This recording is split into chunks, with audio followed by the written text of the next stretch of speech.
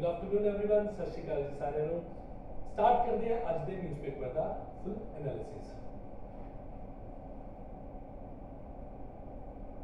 ਜਿਵੇਂ ਕਿ ਤੁਹਾਨੂੰ ਪਤਾ ਹੈ ਜੋ ਵੀ ਆਪਾਂ ਕਰੰਟ ਅਫੇਅਰਸ ਨੂੰ ਡਿਸਕਸ ਕਰਦੇ ਹਾਂ ਡੇਲੀ ਆਪਣੀ 2 ਵਜੇ ਲਾਈਵ ਕਲਾਸਿਸ ਹੁੰਦੀਆਂ YouTube ਤੇ ਉਹਦੇ ਰਿਗਾਰਡਿੰਗ ਅਗਰ ਤੁਸੀਂ ਕੋਈ ਵੀ PDF ਜੋ ਤੁਹਾਨੂੰ ਚਾਹੀਦੀ ਹੈ ਆਪਣੇ ਟੈਲੀਗ੍ਰਾਮ ਚੈਨਲ ਦੇ ਵਿੱਚ ਅਪਡੇਟ ਹੋ ਜਾਂਦੀ ਹੈ। ਪਲੀਜ਼ ਤੁਸੀਂ ਇਸ ਟੈਲੀਗ੍ਰਾਮ ਦੇ QR ਕੋਡ ਨੂੰ ਸਕੈਨ ਕਰੋ। ਇੰਸਟਾਗ੍ਰਾਮ ਤੇ ਨਵੀਂ ਅਪਡੇਟਸ ਲੈਣ ਲਈ ਨਵੀਂ ਨਿਊਜ਼ ਲੈਣ ਲਈ ਤੁਸੀਂ ਸਾਡੇ ਇੰਸਟਾਗ੍ਰਾਮ ਚੈਨਲ ਨੂੰ ਵੀ ਵਿਜ਼ਿਟ ਕਰ ਸਕਦੇ ਹੋ, ਜੁਆਇਨ ਕਰ ਸਕਦੇ ਹੋ।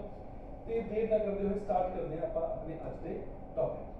ਸਭ ਤੋਂ ਪਹਿਲਾ ਟੌਪਿਕ ਹੈ Congress target centre over lack of joint statement after the BRICS meet. ਹੋਇਆ ਕਿ ਰੀਸੈਂਟਲੀ ਜਿਵੇਂ ਕਿ ਆਪਾਂ ਸਾਰਿਆਂ ਨੂੰ ਪਤਾ ਹੈ ਕਿ ਇੰਡੀਆ ਜੋ ਹੈ 1 ਜਨਵਰੀ ਤੋਂ ਇੰਡੀਆ ਨੇ 1 ਜਨਵਰੀ 2026 ਤੋਂ ਇੰਡੀਆ ਨੇ ਬ੍ਰਿਕਸ ਦੀ ਚੇਅਰਮੈਨਸ਼ਿਪ ਨੂੰ ਹਾਸਲ ਕੀਤਾ ਹੈ। ਹੁਣ ਉਹਦੇ ਵਿੱਚ ਹੋਇਆ ਕਿ ਰੀਸੈਂਟਲੀ ਜੋ ਮੀਟਿੰਗ ਹੋਈ ਸੀ ਉਹਦੇ ਵਿੱਚ ਕੋਈ ਵੀ ਜੁਆਇੰਟ ਸਟੇਟਮੈਂਟ ਨਹੀਂ ਆਈ। ਉਹ ਕਿਉਂ ਨਹੀਂ ਆਈ, ਉਹਦੇ ਅਗੇਂਸਟ ਕਿਉਂ ਕਾਂਗਰਸ ਜੋ ਹੈ ਸੈਂਟਰ ਨੂੰ ਟਾਰਗੇਟ ਕਰ ਰਹੀ ਹੈ, ਉਹਨੂੰ ਆਪਾਂ ਆਪਣੀ ਨਿਊਜ਼ ਦੇ ਵਿੱਚ ਡਿਸਕਸ ਕਰਾਂਗੇ। ਨੈਕਸਟ ਹੈ electoral roll purges raises constitutional questions. ਤੁਸੀਂ ਸਾਰਿਆਂ ਨੇ ਅੱਜ ਦੇ ਟਾਈਮ ਤੇ ਤੁਹਾਨੂੰ ਸਭ ਨੂੰ ਪਤਾ ਹੈ ਕਿ ਸੈਂਸਸ ਚੱਲ ਰਿਹਾ ਹੈ। ਹਰ ਕਿਸੇ ਦੇ ਘਰੇ ਅੱਜ ਦੇ ਟਾਈਮ ਤੇ ਜੋ ਬਲਾਕ ਆਫੀਸਰਸ ਹੈ ਉਹ ਆ ਰਹੇ ਹੋਣਗੇ, ਤਾਂ ਤੁਸੀਂ ਇੱਕ SIR ਇੰਟੈਂਸਿਵ ਰਿਵੀਜ਼ਨ ਦੇ ਬਾਰੇ ਸੁਣਿਆ ਹੋਵੇਗਾ, ਸਪੈਸ਼ਲ ਇੰਟੈਂਸਿਵ ਰਿਵੀਜ਼ਨ ਦੇ ਬਾਰੇ ਸੁਣਿਆ ਹੋਵੇਗਾ। ਉਹਦੇ ਬਾਰੇ ਕੁਝ ਕਨਸਟੀਟਿਊਸ਼ਨਲ ਇਸ਼ੂਜ਼ ਜੋ ਹੈ ਰੇਜ਼ ਹੋਏ ਹੈ, ਕ੍ਰਿਟਿਕਸ ਨੇ ਕੀਤੇ ਹੈ, ਤਾਂ ਆਪਾਂ ਉਹਦੇ ਬਾਰੇ ਵੀ ਡਿਸਕਸ ਕਰਨਾ ਹੈ। ਨੈਕਸਟ ਰਾਜਨਾਥ ਜੋ ਆਪਣੇ ਡਿਫੈਂਸ ਮਿਨਿਸਟਰ ਨੇ ਇਨ ਰਿਸ਼ੀਕੇਸ਼ ਫॉर SCO ਮੀਟਿੰਗ, ਤਾਂ ਹੁਣੇ ਜੋ ਹੋਈ ਹੈ ਰਾਜਨਾਥ ਜੋ ਆਪਣੇ ਡਿਫੈਂਸ ਮਿਨਿਸਟਰ ਨੇ ਉਹਨਾਂ ਨੇ ਇੱਕ SCO ਦੇ SCO ਮਤਲਬ ਆਪਣਾ ਸ਼ਾਂਘਾਈ ਕੋਆਪਰੇਸ਼ਨ ਆਰਗੇਨਾਈਜੇਸ਼ਨ ਵਿੱਚ ਮੀਟਿੰਗ ਕੀਤੀ ਹੈ। ਤਾਂ ਆਪਣੇ ਪ੍ਰੀਲਿਮਸ ਪੁਆਇੰਟ ਆਫ View ਨਾਲ ਤੇ ਮੇਨਸ ਪੁਆਇੰਟ ਆਫ View ਨਾਲ SCO ਜੋ ਸ਼ਾਂਘਾਈ ਕੋਆਪਰੇਸ਼ਨ ਆਰਗੇਨਾਈਜੇਸ਼ਨ ਹੈ ਇੱਕ ਇੰਪੋਰਟੈਂਟ ਟੌਪਿਕ ਬਣ ਜਾਂਦਾ ਹੈ। ਨੈਕਸਟ ਗੱਲ ਕਰੀਏ can middle school students engage with AI। ਤਾਂ ਰੀਸੈਂਟਲੀ ਜੋ ਗੱਲ ਚੱਲ ਰਹੀ ਹੈ ਕਿ 11 ਤੋਂ 14 ਸਾਲਾਂ ਵਾਲੇ ਜਾਂ ਜਿਹਨੂੰ ਆਪਾਂ ਮਿਡਲ ਕਲਾਸ ਸਟੂਡੈਂਟਸ ਕਹਿ ਦਿੰਦੇ ਹਾਂ ਕਿ ਉਹ ਐਲੀਜੀਬਲ ਹੈ ਜਾਂ ਕਿ ਉਹ ਮਤਲਬ ਇੰਗੇਜ ਕਰ ਸਕਦੇ AI ਦੇ ਨਾਲ, ਕਿ ਉਹਨਾਂ ਦਾ ਕਰਿਕੂਲਮ ਜੋ ਹੈ AI ਬੇਸਡ ਹੋਣਾ ਚਾਹੀਦਾ ਹੈ, ਨਹੀਂ ਹੋਣਾ ਚਾਹੀਦਾ। ਤੇ ਆਪਣਾ ਅੱਜ ਦਾ ਲਾਸਟ ਟੌਪਿਕ ਹੈ tightening of the fist in India's digital public square. बहुत सारे जजमेंट्स है, बहुत सारे इंटरनेट शटडाउन्स है, बहुत सारे सोशल मीडिया दे जो हेट स्पीचेस है उन्होंने लैके जो अपना अज के टाइम ते बेसिकली सोशल मीडिया तो पोस्ट वगैरह डिलीट करवाई जा रही है। ਆਪਾਂ 79 आर्टिकल 79 सैक्शन ਦੀ ਵੀ ਗੱਲ ਕੀਤੀ ਸੀ, ਤਾਂ ਉਸ ਰਿਗਾਰਡਿੰਗ ਇੱਕ ਆਰਟੀਕਲ ਹੈ। ਆइए ਆਜੋ ਆਪਾਂ ਇਹਨਾਂ ਨੂੰ ਡਿਸਕਸ ਕਰਦੇ ਹਾਂ ਤੇ ਸਟਾਰਟ ਕਰਦੇ ਹਾਂ ਆਪਣੇ ਸਭ ਤੋਂ ਪਹਿਲੇ ਆਰਟੀਕਲ ਤੋਂ।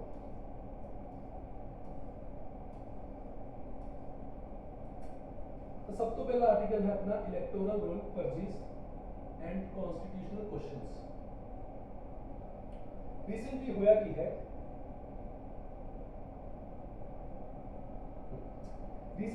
की है, सेंसस 2026 अपन सबको पता है कि सेंसस 2026 जो है होने जा रहा है। ਇਹਦੇ ਰਿਗਾਰਡਿੰਗ ਕਾਫੀ ਸਾਰੇ ਆਪਾਂ ਨੂੰ ਇਹ ਜੋ ਹੈ ਆਪਾਂ ਨੂੰ ਇਹਦੇ ਰਿਗਾਰਡਿੰਗ ਇਸ਼ੂਜ਼ ਦੇਖਣ ਨੂੰ ਮਿਲ ਰਿਹਾ, ਚਾਹੇ ਉਹ ਆਪਣਾ 131 ਅਮੈਂਡਮੈਂਟ ਸੀ, 106 ਅਮੈਂਡਮੈਂਟ ਹੈ, ਚਾਹੇ ਉਹ ਸੀਟਾਂ ਨੂੰ ਵਧਾਉਣ ਨੂੰ ਲੈ ਕੇ ਚੱਲ ਰਹੀ ਸੀ। ਤਾਂ ਮਤਲਬ ਸੈਂਸਸ 2026 ਜੋ ਹੈ ਆਪਣੇ ਐਗਜ਼ਾਮਸ ਪਰਸਪੈਕਟਿਵ ਨਾਲ ਬਹੁਤ ਇੰਪੋਰਟੈਂਟ ਹੋ ਜਾਂਦਾ ਹੈ, ਚਾਹੇ ਆਪਾਂ ਪ੍ਰੀਲਿਮਸ ਦੀ ਗੱਲ ਕਰੀਏ ਤੇ ਚਾਹੇ ਆਪਾਂ ਗੱਲ ਕਰੀਏ ਮੇਨਸ ਦੀ।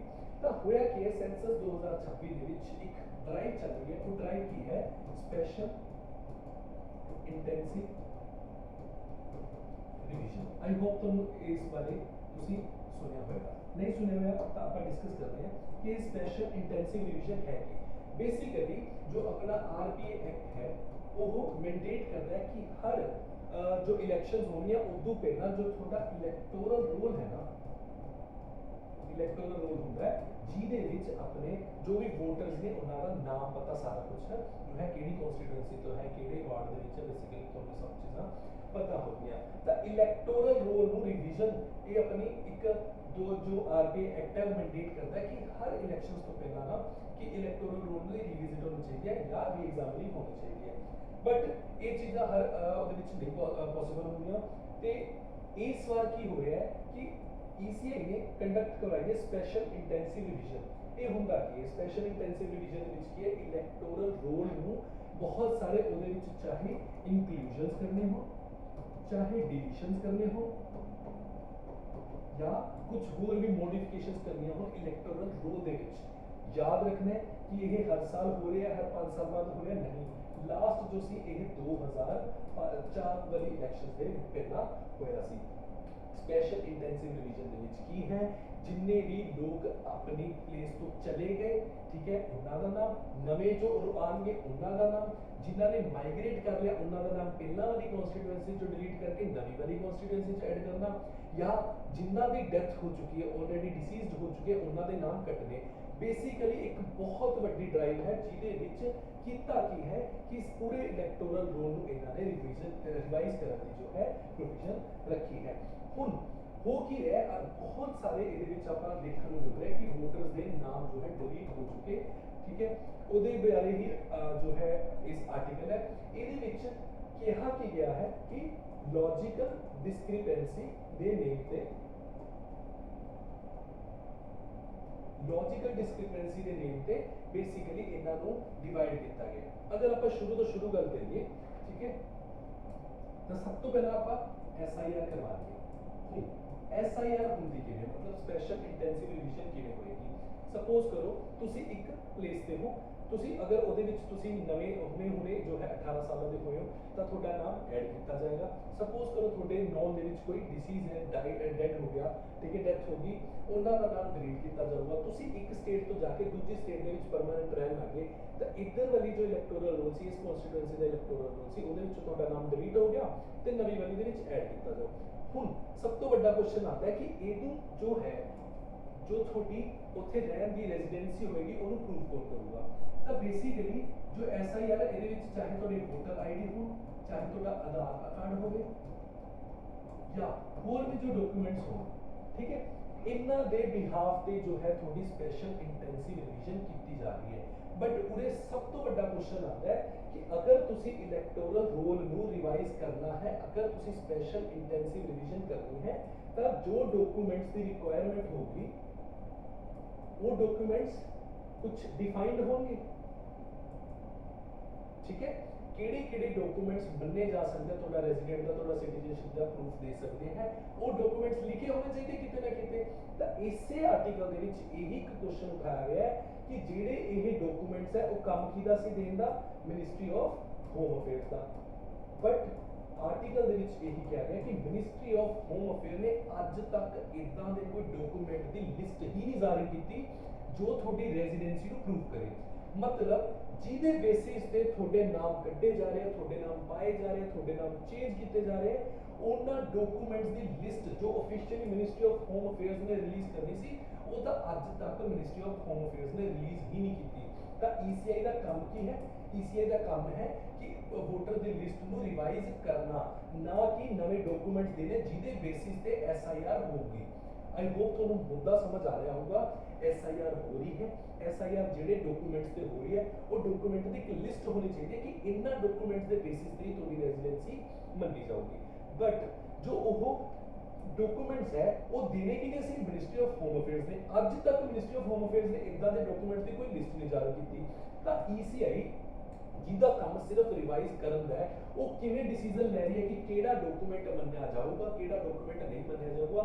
यही सब तो बड़ा मुद्दा इस टाइम पे स्पेशल इंटेंसिव रिवीजन ते सेंसस 2026 का चल रहा है कि ECI को इतनी पावर्स नहीं है कि ECI दस सके कि केड़ा डॉक्यूमेंट असी कंसीडर करांगे थोड़े रेजिडेंसी दे प्रूफ ले।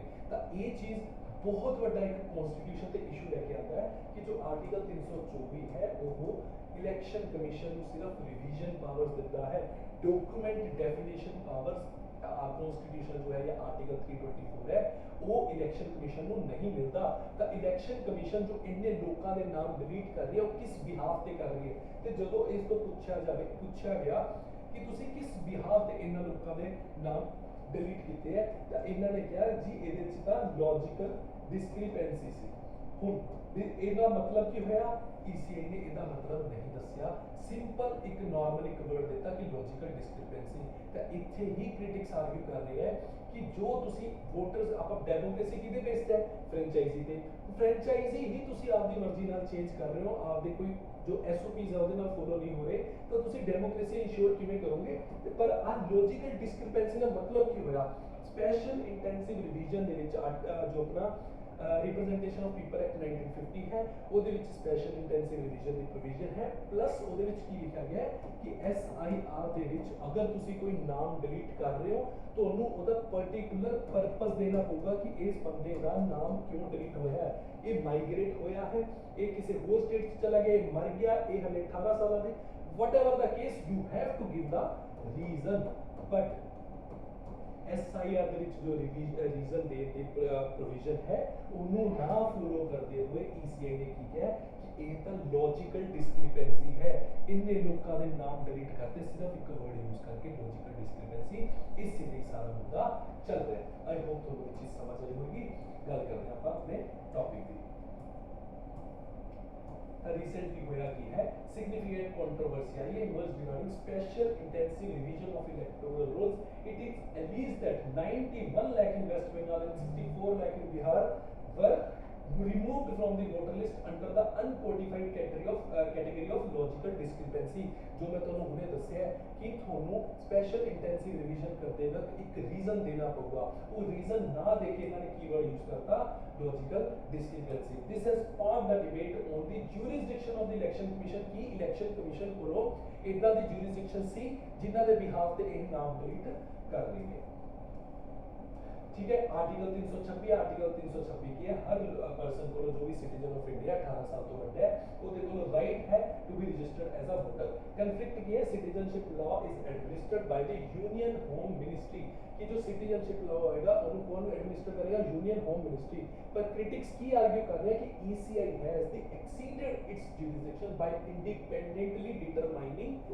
द डॉक्यूमेंट्स जो प्रूव करेंगे सिटीजनशिप ये power traditionally vested in the home ministry मतलब जो पावर होम मिनिस्ट्री को होनी चाहिए सी उस पावर ਨੂੰ एक्सीड करते हुए ECI ने वो पावर ਨੂੰ आपके हाथ ਵਿੱਚ ਦਿੱਤੀ जो कि एक तरह ਦੀ अनकॉन्स्टिट्यूशनल है फिर special intensive revision of electoral roll की है क्रिटिकल मैकेनिज्म जो यूज किया जाता है by election commission of India to ensure accuracy and sanctity of the voter list जो ਆਪਾਂ ਆਲਰੇਡੀ ਡਿਸਕਸ ਕਰ ਚੁੱਕੇ ਹਾਂ ਕਿ ਇਹਦੇ ਵਿੱਚ ਇਨਕਲੂਜਨਸ ਹੋਣਗੀਆਂ ਨਵੇਂ ਵੋਟਰਸ ਦੀਆਂ ਇਹਦੇ ਵਿੱਚ ਡਿਲੀਸ਼ਨਸ ਹੋਣਗੀਆਂ remove name of the deceased persons corrections ਹੋਣਗੀਆਂ fixing error in the name addresses and photographs ਤੇ ਟ੍ਰਾਂਸਪੋਜੀਸ਼ਨ ਜੋ ਮੂਵਰ ਹੈ the entity within the same constituency go to a different one की प्रोविजन इन स्टैट्यूटरी फ्रेमवर्क जो special intensive revision आता है इनु power किथों मिलदी है मतलब एक किहड़े एक्ट दे विच मैंडेट कीता गया है द एक्ट है representation of people act 1950 and the registration of the electoral rules 1960 division ਵਿੱਚ ਕੀ ਹੋਏਗਾ ਹਾਊਸ ਟੂ ਹਾਊਸ ਵੈਰੀਫਿਕੇਸ਼ਨਸ ਹੋਣਗੀਆਂ ਰੈਸ਼ਨਲਾਈਜੇਸ਼ਨ ਹੋਣਗੀਆਂ ਪੋਲਿੰਗ ਸਟੇਸ਼ਨ ਦੀਆਂ ਇਹਦੇ ਬਾਰੇ ਆਪਾਂ ਨੂੰ ਸਭ ਪਤਾ ਹੈ ਤੇ ਚੈਲੰਜਸ ਜੋ ਆਪਾਂ ਆਲਰੇਡੀ ਡਿਸਕਸ ਕਰ ਲਏ ਹੈ ਕਿ ਲੌਜੀਕਲ ਡਿਸਕ੍ਰਿਪੈਂਸੀ ਕੈਟਾਗਰੀ ਦਾ ਨਾਮ ਦਿੱਤਾ ਫਿਰ ਡਾਕੂਮੈਂਟ ਨੋਨ ਅਸੈਪਟੈਂਸ ਡਾਕੂਮੈਂਟਸ ਜੋ ਕਾਮਨਲੀ ਯੂਜ਼ ਕੀਤੇ ਜਾਂਦੇ ਸੀ ਸਿਟੀਜ਼ਨਸ ਦੁਆਰਾ ਜਿਵੇਂ ਕਿ ਆਧਾਰ ਕਾਰਡ ਜਿਵੇਂ ਕਿ ਰਾਸ਼ਨ ਕਾਰਡ ਈਵਨ ਕਿ ECI ਦਾ ਖੁਦ ਦਾ ਵੋਟਰ ਕਾਰਡ ਵੀ ਕਾਫੀ ਕੇਸਿਸ ਦੇ ਵਿੱਚ ਰਿਜੈਕਟ ਹੋਇਆ ਜਦੋਂ ਤੁਸੀਂ ਗੱਲ ਕਰਦੇ ਹੋ ਇੱਕ ਵੋਟਰ ਦੇ document verification the reportedly rejected as a proof of citizenship during the SIR. Jurisdictional usurpation. Under Article 324, the ECI has power of superintendence, power of direction and control of election. But this does not empower it to create its own citizenship verification standard जो duty की दी है home ministry की I hope ਤੁਹਾਨੂੰ ਹੁਣ ਤੱਕ ਸਾਰਾ ਮੁੱਦਾ ਸਮਝ ਆ ਗਿਆ ਹੋਊਗਾ ਕਿ ਕਿਵੇਂ ECI ਨੇ ਜੋ ਪਾਵਰਸ ਹੋਮ ਮਿनिस्ट्री ਦੀ ਹੋਣੀਆਂ ਚਾਹੀਦੀਆਂ ਸੀ ECI ਨੇ ਪਾਵਰਸ ਨੂੰ ਆਪਣੇ ਹੱਥ ਵਿੱਚ ਲਿੱਤਾ ਤੇ ਬਹੁਤ ਸਾਰੇ ਡਿਲੀਸ਼ਨਸ ਵਗੈਰਾ ਕੀਤੀਆਂ स्टैट्यूटरी ਤੇ कॉन्स्टिट्यूशनल प्रोविजन ਦੀ ਗੱਲ ਕਰੀਏ आर्टिकल 324 इलेक्शन कमीशन ਨੂੰ बनाने की गल करता है 324 अपना अडल्ट सफरेज मतलब कोई भी बंदा अगर 18 साल तो ऊपर है तो उन्हें वोट पाने का अधिकार है सेक्शन 21 आरपी की कहना required the electoral roll to be revised in prescribed manner before each general election ਤੇ रूल 25 की कहना ग्राउंड ਦਾ मैनुअल फॉर द रिवीजन ਤਾਂ ਹੁਣ ਹੋਣਾ ਕੀ ਚਾਹੀਦਾ ਹੈ ਕੀ ਜ਼ਰੂਰਤ ਹੈ ਆਪਾਂ ਨੂੰ ਜਾਂ ਇਲੈਕਸ਼ਨ ਕਮਿਸ਼ਨ ਜਾਂ ਹੋਮ ਮਿਨਿਸਟਰ ਨੂੰ ਲੱਗੇ ਹੁਣ ਕਰਨਾ ਕੀ ਚਾਹੀਦਾ ਹੈ ਸੌਰੀ ਇੱਕ ਤਾਂ ਡਾਕੂਮੈਂਟਸ ਦੀ ਸਟੈਂਡਰਡਾਈਜੇਸ਼ਨ ਕੀਤੀ ਜਾਵੇ ਡਾਕੂਮੈਂਟਸ ਦੀ ਸਟੈਂਡਰਡਾਈਜੇਸ਼ਨ ਕਰਨ ਦਾ ਮਤਲਬ ਹੋਇਆ ਕਿ ਇੱਕ ਪਾਰਟਿਕੂਲਰ ਲਿਸਟ ਨੂੰ ਜਾਰੀ ਕੀਤਾ ਜਾਵੇ ਕਿ ਇਹੀ ਡਾਕੂਮੈਂਟਸ ਜੋ ਹੈ ਤੁਹਾਡੇ ਐਜ਼ ਆ ਸਿਟੀਜ਼ਨਸ਼ਿਪ ਜਾਂ ਐਜ਼ ਆ ਰੈਜ਼ੀਡੈਂਟ ਪ੍ਰੂਫ ਦਿਖਾਏ ਜਾਣਗੇ ਇਹਨਾਂ ਦੇ ਬਿਹਾਫ ਤੇ ਹੀ ਤੁਹਾਨੂੰ ਆਪਦੀ ਜਦੋਂ ਤੁਹਾਡੀ SIR ਵੇਲੇ ਜਨਗਣਨਾ ਵੇਲੇ ਸੈਂਸਸ ਵੇਲੇ ਜੋ ਤੁਹਾਡੇ ਅਥਾਰਟੀਜ਼ ਤੁਹਾਡੇ ਕੋਲ ਆਉਣਗੇ ਤੁਸੀਂ ਇਹਨਾਂ ਪ੍ਰੂਫਸ ਨੂੰ ਦਿਖਾ ਕੇ ਹੀ ਆਪਦੀ ਸਿਟੀਜ਼ਨਸ਼ਿਪ ਜਾਂ ਆਪਦੀ ਰੈਜ਼ੀਡੈਂਸੀ ਦਿਖਾਣੀ ਹੈ ਤਾਂ ਉਹ ਡਾਕੂਮੈਂਟਸ ਜਾਰੀ ਕੀਤੇ ਜਾਣ ਤਾਂ ਕਿ ਉਹਨਾਂ ਨੂੰ ਰਿਜੈਕਟ ਵੀ ਨਾ ਕੀਤਾ ਜਾਵੇ ਤੇ ਲੋਕਾਂ ਨੂੰ ਕਿਸੇ ਵੀ ਤਰ੍ਹਾਂ ਦੇ ਇਸ਼ੂਜ਼ ਨਾ ਆਉਣ adherence to legal procedure एक प्रॉपर लीगल प्रोसीजर होना चाहिए है ना डॉक्यूमेंट्स में रिस्टोरेशन करो नेचुरल जस्टिस ਜਿਵੇਂ any deletion from the electoral roll must involve a clear notice and a fair opportunity for the voter to be heard. Suppose ਕਰੋ ਮੇਰਾ ਨਾਮ ਡਿਲੀਟ ਕੀਤਾ ਗਿਆ, ਬਟ ਇਹਦੇ ਵਿੱਚ ਕੀ ਹੈ ਕਿ ਤੁਹਾਨੂੰ ਨੈਚੁਰਲ ਜਸਟਿਸ ਨੂੰ ਰੀਸਟੋਰ ਕਰਨਾ ਪਊਗਾ। ਮਤਲਬ ਮੇਰਾ ਨਾਮ ਡਿਲੀਟ ਕਰਨ ਤੋਂ ਪਹਿਲਾਂ ਮੈਨੂੰ ਆਪਦੀ ਜੋ ਗੱਲ ਬਾਹਰ ਰੱਖਣ ਦੀ ਜੋ ਓਪਰਚੁਨਿਟੀ ਹੈ ਉਹ ਮਿਲਣੀ ਚਾਹੀਦੀ ਹੈ। ਮਤਲਬ ਜੋ ਵੀ ਵੋਟਰ ਹੋਊਗਾ ਜਿਹਦਾ ਵੀ ਨਾਮ ਡਿਲੀਟ ਕੀਤਾ ਜਾਊਗਾ ਪਹਿਲਾਂ ਉਸ ਤੋਂ ਉਹਦਾ ਪਾਰਟ ਸੁਣਿਆ ਜਾਊਗਾ, ਉਹਦੀ ਸਾਈਡ ਸੁਣੀ ਜਾਊਗੀ। Judicial clarity supreme court needs to address the jurisdictional boundary between the कि जो सुप्रीम कोर्ट ਨੂੰ ਕਰਨਾ ਕੀ ਚਾਹੀਦਾ ਹੈ ਕਿ ਜੋ ਹੋਮ ਮਿਨਿਸਟਰੀ ਤੇ ਜੋ ਈਸੀਆਈ ਦੋਨਾਂ ਦੀ ਬਾਉਂਡਰੀਜ਼ ਹੈ, ਜੁਰਿਸਡਿਕਸ਼ਨਲ ਬਾਉਂਡਰੀਜ਼ ਹੈ, ਉਹਨਾਂ ਦੀ ਕਲੀਅਰ ਡਿਸਟਿੰਕਸ਼ਨ ਕੀਤੀ ਜਾਵੇ ਤਾਂ ਕਿ ਕੋਈ ਵੀ ਕਿਸੇ ਦੀ ਪਾਵਰ ਤੇ ਉਹ ਨਾ ਕੀਤਾ ਜਾਵੇ। क्वेश्चन है with reference to revision of the electoral rules consider the following statement। the पहली statement है the representation of the people at 1950 mandate that an electoral roll must be revised before every general election। सही है गलत? ਆਪਾਂ already इस point को discuss किया है, ये स्टेटमेंट सही है। under the registration of the electoral rules 1960 intensive revision involves house to house enumeration to prepare the rules। ये भी सही है। the terminological discrepancies are statutory ground for voter deletion defined under the citizenship act 1950। इससे तो सारा मुद्दा है कि लॉजिकल डिस्क्रिपेंसी अपने आप में कोई भी ग्राउंड नहीं है, तो जो भी पर्टिकुलर रीजन होगा वो दसना होगा। इस स्टेटमेंट अपनी गलत हो जाती है तो अपना आंसर हो जाता है 1 एंड 2 ओनली। आई होप हमें टॉपिक समझ आया होगा। बढ़ते हैं नेक्स्ट टॉपिक की तरफ।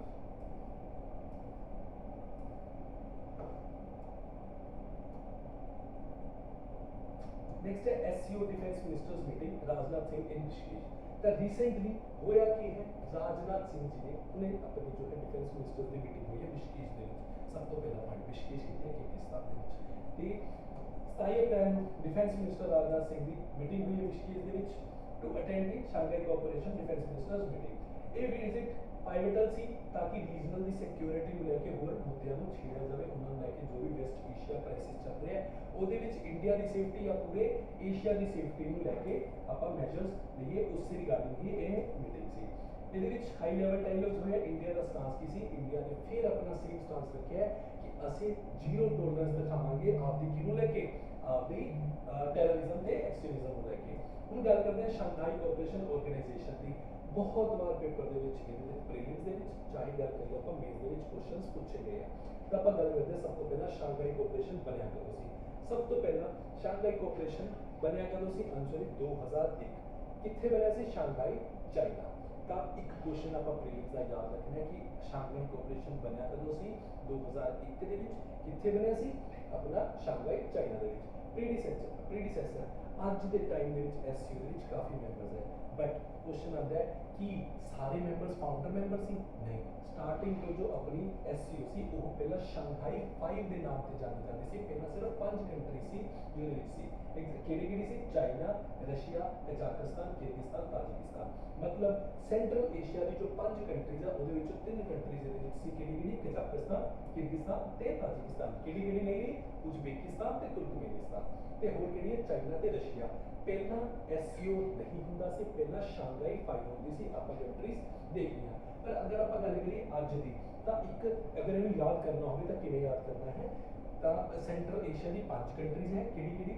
ਕਜ਼ਾਕਿਸਤਾਨ, ਕਿਰਗਿਸਤਾਨ, ਤਾਜਿਕਿਸਤਾਨ, ਉਜ਼ਬੇਕਿਸਤਾਨ ਤੇ ਤੁਰਕਮੇਨਿਸਤਾਨ। ਤਾਂ ਪੰਜਾਂ ਵਿੱਚੋਂ ਸਿਰਫ ਇੱਕ ਕੰਟਰੀ ਤੁਰਕਮੇਨਿਸਤਾਨ ਅੱਜ ਦੀ ਸ਼ਾਂਘਾਈ ਦਾ ਜਾਂ ਐਸਸੀਓ ਦਾ ਜੋ ਹੈ ਮੈਂਬਰ ਨਹੀਂ ਹੈ। ਫਿਰ ਚਾਈਨਾ ਤੇ ਰਸ਼ੀਆ ਹੋ ਗਿਆ, ਬਾਅਦ ਵਿੱਚ ਇੰਡੀਆ ਤੇ ਪਾਕਿਸਤਾਨ ਨੇ ਜੁਆਇਨ ਕੀਤਾ ਸੀ। ਉਸ ਤੋਂ ਬਾਅਦ ईरान आया है 2023 ਦੇ ਵਿੱਚ ਤੇ ਬੈਲਾਰੂਸ ਆਇਆ ਹੈ 2024 ਦੇ ਵਿੱਚ। ਤਾਂ ਹੁਣ ਟੋਟਲ ਮੈਂਬਰਸ ਕਿੰਨੇ ਹੋ ਗਏ? 1 2 3 4 5 6 7 8 9 10 11। ਤਾਂ ਟੋਟਲ ਮੈਂਬਰਸ ਐਸਸੀਓ ਦੇ ਅੱਜ ਦੇ ਟਾਈਮ ਦੇ ਵਿੱਚ ਕਿੰਨੇ ਹੈ? ਟੋਟਲ ਮੈਂਬਰਸ ਆ 11। ਸਟਾਰਟ ਕਿੱਥੋਂ ਹੋਈ ਸੀ? 5। ਨਾਮ ਕੀ ਸੀ? ਸ਼ਾਂਘਾਈ 5। ਕਿੱਥੇ ਸਟਾਰਟ ਹੋਈ ਸੀ? ਸ਼ਾਂਘਾਈ ਚਾਈਨਾ ਦੇ ਵਿੱਚ। ਕਦੋਂ ਬਣੀ ਸੀ? 2001 ਦੇ ਵਿੱਚ। पर आप गल करिए परमानेंट बॉडी मतलब ਇਹਦਾ ਸੈਕਟਰੀਏਟ, ਤਾਂ ਕਾਫੀ ਬੱਚੇ ਇਹਦੇ ਵਿੱਚ ਕਨਫਿਊਜ਼ ਹੋ ਜਾਂਦੇ ਆ ਕਿ ਜੋ ਸੈਕਟਰੀਏਟ ਹੁੰਦਾ ਹੈ ਉਹ ਜਿੱਥੇ ਆਬਵੀਅਸਲੀ ਬਣੀ ਹੋਏਗੀ ਉੱਥੇ ਹੀ ਸੈਕਟਰੀਏਟ ਹੋਏਗਾ। ਤਾਂ ਯਾਦ ਰੱਖਣਾ ਹੈ ਐਸਸੀਓ ਦਾ ਜੋ ਸੈਕਟਰੀਏਟ ਹੈ ਉਹ ਬੀਜਿੰਗ ਦੇ ਵਿੱਚ ਹੈ, ਬਟ ਐਸਸੀਓ ਬਣੀ ਕਿੱਥੇ ਸੀ? ਸ਼ਾਂਘਾਈ ਦੇ ਵਿੱਚ। ਸੈਕਟਰੀਏਟ ਕਿੱਥੇ ਹੈ? ਬੀਜਿੰਗ ਦੇ ਵਿੱਚ। ਇੱਕ ਇਹਦੇ ਵਿੱਚ ਰੀਜਨਲ ਐਂਟੀ ਟੈਰਰਿਸਟ ਸਟਰਕਚਰ ਰੈਟਸ ਨਾਮ ਦੀ ਆਰਗੇਨਾਈਜੇਸ਼ਨ ਹੈ ਜੋ ਸਿਰਫ ਟੈਰਰਿਜ਼ਮ ਨੂੰ ਲੈ ਕੇ ਪਾਰਟਿਕੂਲਰਲੀ ਬਣਾਈ ਗਈ ਹੈ ਕਿ ਅਸੀਂ ਟੈਰਰਿਜ਼ਮ ਜਿਹੋ ਜਿਹੀ ਚੀਜ਼ਾਂ ਨੂੰ ਖਤਮ ਕਰਾਂਗੇ, ਮੈਜਰਸ ਲਾਵਾਂਗੇ। ठीक है। तो रैट्स का की पर्पस है जो कि हेडक्वार्टर किथे ताशकंद की ਅਸੀਂ ਟੈਰਰਿਸਟ ਦੇ ਐਂਟੀ जो भी अपनी पॉलिसीज बना के मेजर्स बना के ਉਹਨਾਂ ਨੂੰ टैकल करना है। इकोनॉमिक वेट की गल करिए तो एससीओ ਦੇ ਵਿੱਚ जो ਅੱਜ 11 ਕੰਟਰੀਜ਼ ਹੈ ਉਹ ਵਰਲਡ ਦੀ ਪੋਪੂਲੇਸ਼ਨ ਦੇ 40% ਆਫ ਦੀ ਪੋਪੂਲੇਸ਼ਨ ਦੀ ਉਹ ਕੰਟਰੀਜ਼ ਦੇ ਵਿੱਚ ਆਉਂਦੀ ਹੈ। ਕਿਉਂ? ਕਿਉਂਕਿ ਇਹਦੇ ਵਿੱਚ ਚਾਈਨਾ ਵੀ ਹੈ, ਇਹਦੇ ਵਿੱਚ ਇੰਡੀਆ ਵੀ ਹੈ ਤੇ 23% ਆਫ ਦੀ ਗਲੋਬਲ ਜੀਡੀਪੀ ਨੂੰ ਵੀ ਇਹ ਕਵਰ ਕਰਦੀ ਹੈ। ਹੁਣ ਇੰਡੀਆ ਤੇ ਐਸਸੀਓ ਦੀ ਅਗਰ ਆਪਾਂ ਗੱਲ ਕਰੀਏ, ਇੰਡੀਆ ਜਰਨੀ ਸਟਾਰਟ ਕਿੱਥੋਂ ਹੋਈ ਸੀ? ਪਹਿਲਾ ਆਬਜ਼ਰਵਰ ਸਟੇਟ ਸੀ 2005 ਦੇ ਵਿੱਚ, ਬਾਅਦ ਵਿੱਚ ਇਹਨੂੰ 2017 ਦੇ ਵਿੱਚ ਫੁੱਲ ਮੈਂਬਰ ਬਣਾਇਆ ਗਿਆ। ਕਿਹਨੂੰ ਬਣਾਇਆ ਗਿਆ ਸੀ 2017 ਦੇ ਵਿੱਚ? ਅਸਤਾਨਾ ਡਾਇਲੋਗ ਸੀ ਜਿਹਦੇ ਵਿੱਚ ਪਾਕਿਸਤਾਨ ਤੇ ਇੰਡੀਆ ਨੂੰ ਦੋਵਾਂ ਨੂੰ ਮੈਂਬਰ ਲਿੱਤਾ ਗਿਆ ਸੀ, ਫੁੱਲ ਟਾਈਮ ਪਰਮਾਨੈਂਟ ਮੈਂਬਰ ਲਿੱਤਾ ਗਿਆ ਸੀ। ਕਦੋਂ? ਅਸਤਾਨਾ ਡਿਕਲੇਰੇਸ਼ਨ ਦੇ ਵਿੱਚ। ਸਿਕਿਉਰ ਵਿਜ਼ਨ ਰੱਖੀ ਗਈ ਪੁਆਇੰਟ ਬਾਈ ਪੀਐਮ ਮੋਦੀ। ਇਹਨਾਂ ਨੇ ਕੀ ਕਿਹਾ ਕਿ security, economic connectivity, unity, respect for sovereignty and environment is the vision of India for the working of Shanghai cooperation organisation. Strategic autonomy की गल करिए, SCO allows India to engage with Russia the central Asian nation balancing its growing ties with western alliances like the Quad. Counter terrorism भी आप rights की गल की है, connectivity ਦੇ ਵਿੱਚ ਆਪਾਂ ਛਾਬਹਾਰ ਪੋਰਟ ਜਾਂ ਆਪਾਂ ਆਲਰੇਡੀ ਡਿਸਕਸ ਕਰ ਚੁੱਕੇ international north south transport corridor ਤੇ ਛਾਬਹਾਰ ਪ੍ਰੋਜੈਕਟ ਜੋ ਬਾਈਪਾਸ ਕਰਦਾ ਹੈ ਚਾਈਨਾ ਨੂੰ to reach central Asian market. ਫਿਰ ਚੈਲੰਜਸ, ਹੁਣ ਐਸਸੀਓ ਦੇ ਵਿੱਚ ਆਪਾਂ ਗੱਲ ਕੀਤੀ, ਚਾਈਨਾ ਵੀ ਮੈਂਬਰ ਹੈ, ਪਾਕਿਸਤਾਨ ਵੀ ਮੈਂਬਰ ਹੈ, ਤਾਂ ਕਿਤੇ ਨਾ ਕਿਤੇ ਚਾਈਨਾ ਤੇ ਪਾਕਿਸਤਾਨ ਦਾ ਜੋ ਨੈਕਸਸ ਹੈ, ਜੋ ਉਹਨਾਂ ਦਾ ਆਪਾਂ ਨੂੰ ਐਕਸਿਸ ਜੋ ਹੈ ਉਹਦੇ ਵਿੱਚ ਆਪਾਂ ਨੂੰ ਦੇਖਣ ਨੂੰ ਮਿਲਦਾ ਹੈ। ਤਾਂ ਇੰਡੀਆ ਅਗਰ ਕੋਈ ਵੀ ਸਟੈਪਸ ਲੈਣਾ ਚਾਹਦੀ ਹੈ ਉਹ ਉਹਦੇ ਵਿੱਚ जो है अपना हर्डल्स क्रिएट करते हैं। सोवरेनिटी इश्यूज क्यों? क्योंकि इंडिया ने रिफ्यूज किया है टू सपोर्ट चाइना का बीआरआई, जो एक पॉइंट ऑफ फ्रिक्शन बन जाता है क्योंकि बाकी जितनी भी कंट्रीज है सब ने बीआरआई को साइन किया होया। इंडिया ही है एक कंट्री है जिन्हें बीआरआई को साइन किया था, एक सेंस ऑफ फ्रिक्शन आ जाती है। बायलैटरल टेंशन की गल करिए, चाइना के नाल पाकिस्तान के नाल अपने बायलैटरल टेंशन चलते रहते हैं। ਹੁਣ अगर बायलैटरल टेंशन चलते रहेंगे तो की ਅਸੀਂ ਐਸਸੀਓ ਦੀ ਮੀਟਿੰਗ ਦੇ ਵਿੱਚ ਬੈਠ ਕੇ ਕਿਸੇ ਵੀ ਟੌਪਿਕ ਤੇ ਕੰਸੈਂਸਸ ਬਣਾ ਪਾਵਾਂਗੇ? ਦਾ ਆਨਸਰ ਇਜ਼ ਨੋ। ਤਾਂ ਕਰਕੇ ਇਹ ਚੀਜ਼ਾਂ ਦੀ ਜੋ ਵਰਕਿੰਗ ਹੈ ਇੰਟਰਨੈਸ਼ਨਲ ਆਰਗੇਨਾਈਜੇਸ਼ਨ ਦੀ ਕਿਤੇ ਨਾ ਕਿਤੇ ਬਾਇਲੈਟਰਲ ਰਿਲੇਸ਼ਨਸ ਦੇ ਕਰਕੇ ਖਰਾਬ ਹੋ ਜਾਂਦੀ ਹੈ। फिर central Asian competition, Russia views Central Asia as its near abroad while China sees it as an economic gateway forcing India to navigate carefully। Afghanistan instability, ਜਦੋਂ ਦਾ ਤਾਲਿਬਾਨ ਨੇ ਟੇਕ ਓਵਰ ਕੀਤਾ ਹੈ ਅਫਗਾਨਿਸਤਾਨ ਦੇ ਵਿੱਚੋਂ ਟੈਰਰ ਅਟੈਕਸ ਵਗੈਰਾ ਨੂੰ ਕਿਤੇ ਨਾ ਕਿਤੇ ਰੀਜਨਲ ਟੈਰਰਿਜ਼ਮ ਨੂੰ ਖਤਮ ਕਰਨਾ ਇੰਡੀਆ ਲਈ ਇੱਕ ਅਲੱਗ ਚੈਲੰਜ ਜੋ ਹੈ ਕ੍ਰੀਏਟ ਹੋ ਚੁੱਕਿਆ ਹੈ। ਤੇ ਵੈਸਟ ਏਸ਼ੀਆ ਸਪਿਲਓਵਰ ਜੋ ਅੱਜ ਦੇ ਟਾਈਮ ਵਿੱਚ ਚੱਲ ਰਿਹਾ ਹੈ, ਤਾਂ ਜ਼ਰੂਰਤ ਅੱਜ ਦੇ ਟਾਈਮ ਦੇ ਵਿੱਚ ਆਪਾਂ ਨੂੰ ਕੀ ਹੈ ਕਿ ਆਪਾਂ ਸਟਰੈਂਥਨ ਕਰੀਏ ਰੈਡਸ ਨੂੰ, ਆਪਾਂ ਫੋਕਸ ਕਰੀਏ ਐਸਸੀਓ ਪਲੱਸ ਨੂੰ। ਐਸਸੀਓ ਪਲੱਸ ਦਾ ਕੀ ਮਤਲਬ ਹੋਇਆ? ਅਸੀਂ ਐਕਸਪੈਂਡ ਕਰੀਏ ਡਾਇਲੋਗ ਵਿਦ ਆਬਜ਼ਰਵਰ ਸਟੇਟਸ, ਇੱਕ ਹੁੰਦੇ ਪਰਮਾਨੈਂਟ ਮੈਂਬਰ, ਠੀਕ ਹੈ, ਇੱਕ ਹੁੰਦੇ ਆਬਜ਼ਰਵਰ ਸਟੇਟਸ ਤੇ dialogue partner to increase India ਦੀ soft power. Pillar based cooperation करिए, अल्टरनेट कनेक्टिविटी लभिए, ठीक है, ते मल्टीलेटरल बैलेंसिंग लेके आइए, use SCO to maintain active neutrality and ensure that Eurasia की सिक्योरिटी जो है डोमिनेट ना की जाए सिंगल पावर दे नाल। आई होप ਤੁਹਾਨੂੰ ਇਹ ਟੌਪਿਕ ਸਮਝ ਆਇਆ ਹੋਗਾ। आई होप ਤੁਹਾਨੂੰ एससीओ ਨੂੰ ਲੈ ਕੇ ਸਾਰੇ ਫੈਕਟਸ ਉਹਦੇ ਵਿੱਚ ਇੰਡੀਆ ਦੇ ਕੀ ਚੈਲੰਜਸ ਹੈ ਉਹਨਾਂ ਬਾਰੇ ਤੇ ਆਪਾਂ ਨੂੰ ਹੋਰ ਕੀ ਕਰਨ ਦੀ ਜ਼ਰੂਰਤ ਹੈ ਉਹਨਾਂ ਬਾਰੇ ਇੱਕ ਅੱਛੀ ਸਮਝ ਆਈ ਹੋਣੀ ਹੈ। ਗੱਲ ਕਰਦੇ ਹਾਂ ਆਪਾਂ ਪ੍ਰੈਕਟਿਸ ਕੁਐਸਚਨ ਦੀ। ਤਾਂ ਸਭ ਤੋਂ ਪਹਿਲਾ ਕੁਐਸਚਨ ਹੈ SCO is a successor to the Shanghai 5 which included Uzbekistan as the 5 member। ਤਾਂ ਤੁਸੀਂ ਆਪ ਦੱਸੋ ਇਹ ਕੁਐਸਚਨ ਸਟੇਟਮੈਂਟ ਸਹੀ ਹੋਈ ਜਾਂ ਗਲਤ। ਆਪਾਂ ਸ਼ੰਘਾਈ 5 ਦੀ ਗੱਲ ਕੀਤੀ ਸੀ, ਸ਼ੰਘਾਈ 5 ਵਿੱਚ ਕੌਣ ਸੀ? ਚਾਈਨਾ, ਰਸ਼ੀਆ, ਕਿਰਗਿਸਤਾਨ, ਤਾਜਿਕਿਸਤਾਨ ਤੇ कजाकिस्तान। सिर्फ सेंट्रल एशिया की केड़ी कंट्रीज नहीं सी? तुर्कमेनिस्तान ते उज़्बेकिस्तान। ਤਾਂ ਕੀ उज़्बेकिस्तान जो है फाउंडिंग मेंबर सी? The answer is not. Uzbekistan बाद ਵਿੱਚ ਐਡ ਹੋਇਆ ਸੀ। India and Pakistan joined the SCO as a full member in the same year। कभी ਕਿਹੜੇ year? 2017 during the Astana summit। ਇਹ ਆਪਾਂ already discuss कर चुके हैं। Regional anti terrorist structure is a permanent body of the SA जो headquarter किथे है? बीजिंग। आपा उन्हें याद किया है कि ਇਹਦਾ हेडक्वार्टर बीजिंग में, ਇਹਦਾ हेडक्वार्टर किथे है? ताशकंद। तो आंसर क्या होगा? ओनली। आई होप हमें इस क्वेश्चन में कोई भी डाउट नहीं होगा। आगे बढ़ते हैं।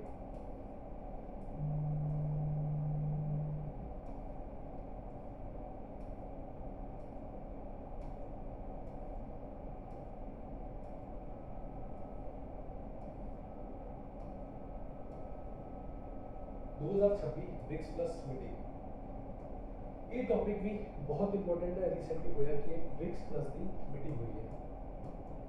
सब तो पहला ब्रिक्स प्लस की हुई है मीटिंग। ਹੁਣ ਇਹਦੇ ਵਿੱਚ ਹੋਇਆ ਕੀ ਹੈ? ਇਹਦੀ 2026 ਦੇ ਵਿੱਚ ਚੇਅਰਮੈਨ ਕੌਣ ਹੈ? 2026 ਦੇ ਵਿੱਚ ਚੇਅਰਮੈਨ ਕੌਣ ਹੈ? ਇੰਡੀਆ। ਹੁਣ ਹੁੰਦਾ ਕਿ ਜਦੋਂ ਵੀ ਮੀਟਿੰਗ ਹੁੰਦੀ ਹੈ ਨਾ ਤਾਂ ਇੱਕ ਜੁਆਇੰਟ ਸਟੇਟਮੈਂਟ ਨਿਕਲਦੀ ਹੈ ਜਿਹਦੇ ਵਿੱਚ ਮਤਲਬ ਜੁਆਇੰਟ ਸਟੇਟਮੈਂਟ ਦਾ ਮਤਲਬ ਹੋਇਆ ਕਿ ਸਾਰੀ ਕੰਟਰੀਜ਼ ਨੇ ਆਪਦਾ ਕੰਸੈਂਸਸ ਉਸ ਚੀਜ਼ ਨੂੰ ਦਿੱਤਾ ਹੈ ਕਿ ਇਹਦੇ ਵਿੱਚ ਆਪਾਂ ਇਸ ਸਾਲ ਜੋ ਵੀ ਆਪਣੇ ਮੁੱਦੇ ਹਨ ਉਹਨਾਂ ਨੂੰ ਕਿਵੇਂ ਕਿਵੇਂ ਡਿਸਕਸ ਕਰਾਂਗੇ। ਬਟ ਪਹਿਲੀ ਵਾਰ ਇਹ ਚੀਜ਼ ਹੋਈ ਹੈ ਕਿ ਬ੍ਰਿਕਸ ਪਲੱਸ ਦੀ ਮੀਟਿੰਗ ਹੋਈ ਹੋਵੇ ਤੇ ਕੋਈ ਵੀ ਜੁਆਇੰਟ ਸਟੇਟਮੈਂਟ ਨਹੀਂ ਨਿਕਲੀ। ਹੁਣ ਜੁਆਇੰਟ ਸਟੇਟਮੈਂਟ ਨਾ ਨਿਕਲਣ ਦਾ ਮਤਲਬ ਹੋਇਆ ਕਿ ਕਿਤੇ ਨਾ ਕਿਤੇ ਬਾਕੀ ਕੰਟਰੀਜ਼ ਕਿਤੇ ਨਾ ਕਿਤੇ ਕੰਸੈਂਸਸ ਦੇ ਵਿੱਚ ਨਹੀਂ ਹੈ ਜਾਂ ਕੋਈ ਵੀ ਇੱਕ ਕੰਟਰੀ ਕੰਸੈਂਸਸ ਦੇ ਵਿੱਚ ਨਹੀਂ ਹੈ। ਹੁਣ ਇਹਦਾ ਹੋਣ ਦਾ ਕਾਰਨ ਕੀ? ਇਹਦਾ ਹੋਣ ਦਾ ਕਾਰਨ ਕਿਉਂਕਿ ਤੁਹਾਨੂੰ ਵੀ ਪਤਾ ਹੈ ਇਜ਼ਰਾਈਲ ਪੈਲਸਤਾਨ ਜੋ ਇਸ਼ੂ ਚੱਲ ਰਿਹਾ ਹੈ ਜਾਂ ਯੂਐਸਏ ਈਰਾਨ ਦਾ ਜੋ ਇਸ਼ੂ ਚੱਲ ਰਿਹਾ ਹੈ, ਇਹਦੇ ਵਿੱਚ ਹੋਇਆ ਕਿ ਬ੍ਰਿਕਸ ਦੀ ਮੀਟਿੰਗ ਦੇ ਵਿੱਚ ਕਾਫੀ ਜ਼ਿਆਦਾ ਕ੍ਰਿਟਿਸਾਈਜ਼ ਕੀਤਾ ਗਿਆ ਇਜ਼ਰਾਈਲ ਤੇ ਪੈਲਸਤਾਈਨ ਵਾਲੇ ਇਸ਼ੂ ਨੂੰ ਜਾਂ ਜੋ ਅਟੈਕਸ ਚੱਲ ਰਹੇ, ਜਿਵੇਂ ਆਪਾਂ ਐਨਬੀ ਫਿਊਰੀ ਦੀ ਗੱਲ ਕੀਤੀ ਹੈ, ਆਪਣੇ ਪ੍ਰੋਜੈਕਟ ਫਰੀडम ਅੱਜ ਨਿਊਜ਼ ਦੇ ਵਿੱਚ ਹੈ, ਠੀਕ ਹੈ, ਆਪਾਂ ਉਹਦੀ ਗੱਲ ਕੀਤੀ ਹੈ। ਉਹਦੇ ਵਿੱਚ ਬੇਸਿਕਲੀ ਹੈ ਕੀ ਚੀਜ਼ ਕਿ ਇਹਨਾਂ ਨੇ ਇਜ਼ਰਾਈਲ ਪੈਲਸਤਾਈਨ ਨੂੰ ਕਾਫੀ ਕ੍ਰਿਟਿਸਾਈਜ਼ ਕੀਤਾ। ਬਟ ਇੱਥੇ ਇੰਡੀਆ ਨੇ ਕੀ ਕਿਹਾ ਹੈ, ਜੋ ਤੁਸੀਂ ਕ੍ਰਿਟਿਸਾਈਜ਼ ਕਰ ਰਹੇ ਹੋ ਇਸ ਲੈਂਗੁਏਜ ਨੂੰ ਡਾਇਲੂਟ ਕਰੋ। ਲੈਂਗੁਏਜ ਨੂੰ ਡਾਇਲੂਟ ਕਰਨ ਦਾ ਮਤਲਬ ਹੋਇਆ ਇਹ ਇੰਡੀਆ ਆਪਣੀ ਪਰਸੈਪਸ਼ਨ ਇਦਾਂ ਨਹੀਂ ਬਾਹਰ ਕ੍ਰੀਏਟ ਕਰਨਾ ਚਾਹੁੰਦਾ ਜਾਂ ਇਜ਼ਰਾਈਲ ਪੈਲਸਤਾਈਨ ਨੂੰ ਕ੍ਰੀਏਟ ਕਰਨਾ ਚਾਹੁੰਦਾ ਕਿ ਇੰਡੀਆ ਵੀ ਇਜ਼ਰਾਈਲ ਪੈਲਸਤਾਈਨ ਦਾ ਜੋ ਇਸ਼ੂ ਚੱਲ ਰਿਹਾ ਉਹਦੇ ਅਗੇਂਸਟ ਹੈ। ਬਟ ਇੰਡੀਆ ਦਿਖਾਉਣਾ ਕੀ ਚਾਹੁੰਦਾ ਹੈ ਕਿ ਅਸੀਂ ਤਾਂ ਡੀਹੈਬਿਟੇਸ਼ਨ ਪਾਲਿਸੀ ਜਾਂ to state nation the policy ਨੂੰ ਫੋਲੋ ਕਰ ਰਹੇ ਹਾਂ। ਅਗਰ ਇਹ ਡਾਇਲੂਟ ਕਰਨ ਦੀ ਜੋ ਵੀ ਮੰਗ ਰੱਖੀ ਇੰਡੀਆ ਨੇ, ਬਾਕੀ ਦਾ ਕੰਟਰੀਜ਼ ਨੇ ਸਾਰੇ ਇਹਦੇ ਅਗੇਂਸਟ ਸੀ। ਇਹਦੇ ਅਗੇਂਸਟ ਹੋਣ ਦੇ ਕਾਰਨ ਕੀ ਹੋਇਆ, ਕੋਈ ਵੀ ਜੁਆਇੰਟ ਸਟੇਟਮੈਂਟ ਨਹੀਂ ਨਿਕਲੀ।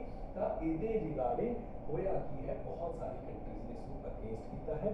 ਈਵਨ ਕਿ ਇੰਡੀਆ ਦੇ ਵਿੱਚ ਕਾਂਗਰਸ ਪਾਰਟੀ ਨੇ ਵੀ ਇਸ ਚੀਜ਼ ਦਾ ਕੀਤਾ ਹੈ ਕਿ ਬ੍ਰਿਕਸ ਦਾ ਚੇਅਰਮੈਨ ਹੋਣ ਦੇ ਬਾਵਜੂਦ India was not able to get a joint statement for actions in the world order। ठीक है, तो अपने पेपर में फिर एक मल्टीलेटरल ऑर्डर की गल या ब्रिक्स की गल जो है छिड़ जाती है। BRICS plus deputy foreign ministers and special envoys meeting जो हुई है without a joint committee, instead a chair statement एक इशू की गई। This has sparked a political controversy in India, with opposition leaders urging that India's insistence on diluting the language regarding the Israel-Palestine conflict prevented कि एक ऐसी unanimous statement ਨੂੰ release कर पाइए।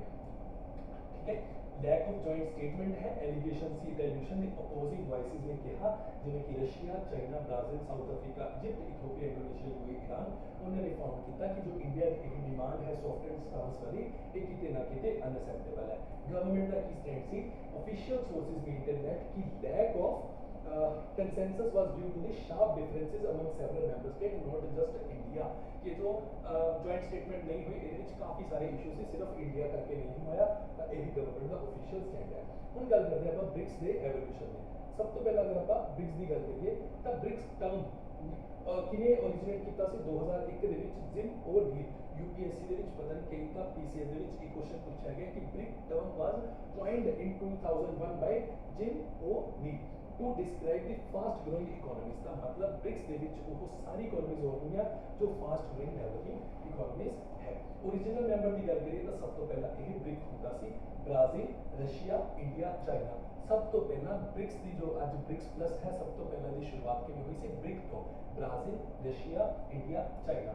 ਬਾਅਦ ਵਿੱਚ ਸਾਊਥ ਅਫਰੀਕਾ ਨੇ ਇਹਨੂੰ ਜੁਆਇਨ ਕੀਤਾ ਸੀ। 2024 ਦੇ ਵਿੱਚ Egypt, Ethiopia, Iran, United Arab Emirates became full members. ਤਾਂ 2024 ਤੱਕ ਦੇਖੀਏ ਤਾਂ BRICS Russia, India, China, South Africa 5, Egypt 6, Ethiopia 7, Iran 8 ਤੇ यूएई 9। 2024 ਦੇ ਵਿੱਚ ਬ੍ਰਿਕਸ ਦੇ ਟੋਟਲ ਮੈਂਬਰ ਕਿੰਨੇ ਬਣ ਜਾਂਦੇ ਆ 9 ਤੇ 2025 ਦੇ ਵਿੱਚ ਇੰਡੋਨੇਸ਼ੀਆ ਤੇ ਅਲਟੀਮੇਟਲੀ ਸਾਊਦੀ ਅਰੇਬੀਆ ਇਹਨੂੰ as a full member join ਕਰ ਲੈਂਦੇ ਆ। ਮਤਲਬ ਅੱਜ ਦੇ ਟਾਈਮ ਦੇ ਵਿੱਚ ਬ੍ਰਿਕਸ ਦੇ ਟੋਟਲ ਮੈਂਬਰਸ ਕਿੰਨੇ ਹੈ 11। ठीक है, पार्टनर कंट्रीज भी होंगी है, पार्टनर कंट्रीज जिनमें कि मलेशिया है, Canada, Nigeria, Belarus. But permanent members कितने हैं 11। फोर पिलर्स की अगर आप गल करिए पॉलिटिकल ते सिक्योरिटी प्रोवाइड करता है, फोस्टर करता है मल्टीपोलर वर्ल्ड एंड रिफॉर्म करता है ग्लोबल गवर्नेंस। ठीक है, इकोनॉमिक ते फाइनेंशियल ते people to people exchange which फिर कुछ की इंस्टीट्यूशंस है जिन्हें आप हमने पीछे एससीओ देखिए कि RATS regional anti terrorism strategy वो एक इंस्टीट्यूशन सी जो एंटी टेररिज्म के अगेंस्ट सी। उन्हें ही ब्रिक्स के कुछ इंस्टीट्यूशंस है जिन्हें कि न्यू डेवलपमेंट बैंक ਉਹਦਾ ਹੈਡਕੁਆਟਰ ਕਿੱਥੇ ਹੈ ਆਲਰੇਡੀ यूपीएससी ਦੇ ਪ੍ਰੀਵੀਅਸ ਵਿੱਚ ਆ ਕੁਐਸਚਨ ਪੁੱਛਿਆ ਹੋਇਆ ਹੈ ਕਿ ਨਿਊ ਡਿਵੈਲਪਮੈਂਟ ਬੈਂਕ ਦਾ ਹੈਡਕੁਆਟਰ ਕਿੱਥੇ ਹੈ। ਤਾਂ ਆਨਸਰ ਇਜ਼ ਸ਼ਾਂਘਾਈ। ਸ਼ਾਂਘਾਈ ਆਪਾਂ ਉਹਨੇ ਪਿੱਛੇ ਕੀ ਪੜਿਆ ਸੀਗਾ, ਸ਼ਾਂਘਾਈ ਦੇ ਵਿੱਚ ਕਿਹਦੀ ओरिजिनेशन ਸੀ ਦੱਸੋ। ठीक है।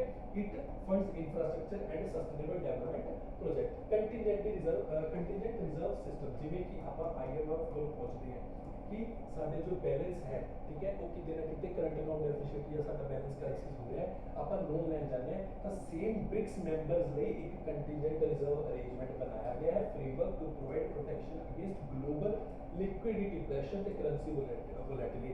मतलब अगर कोई भी करेंसी वोलेटिलिटी होती है या करेंसी या लिक्विडिटी प्रेशर आता है तो कंट्री के जो ब्रिक्स के जो मेंबर्स है वो कंटिजेंट रिजर्व तो अपना लोन जो है ले सकते हैं।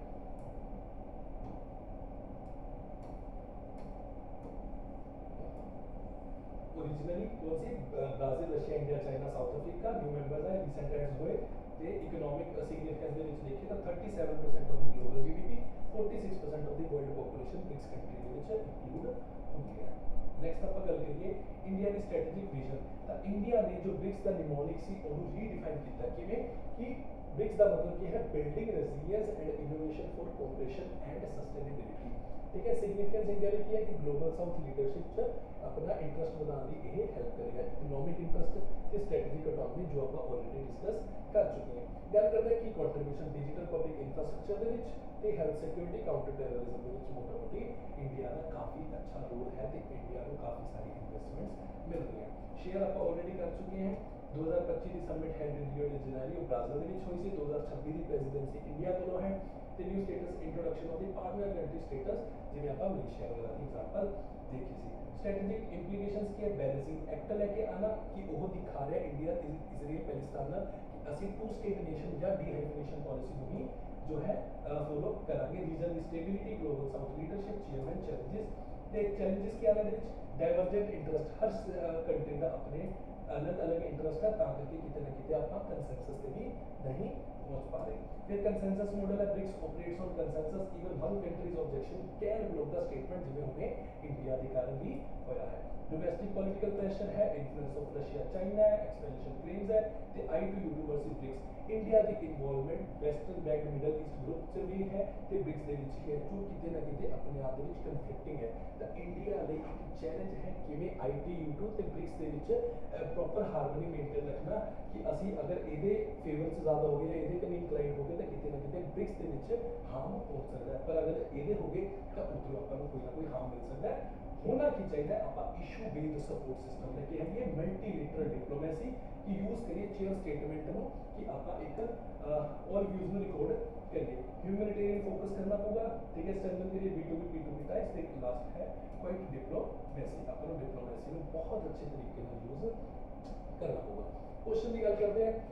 BRICS initially consisted of 4 countries and later expanded to include South Africa. आप ऑलरेडी डिस्कस किया है कि पहला सिर्फ ब्राजील, रशिया, इंडिया ते चाइना ही सी और आप इस स्टेटमेंट के लिए सही 4 कंट्रीज थी, but later expanded to South Africa. New development Bank establish की नहीं किया, ब्रिक्स ने किया टू फाइनेंस इंफ्रास्ट्रक्चर के sustainable development project.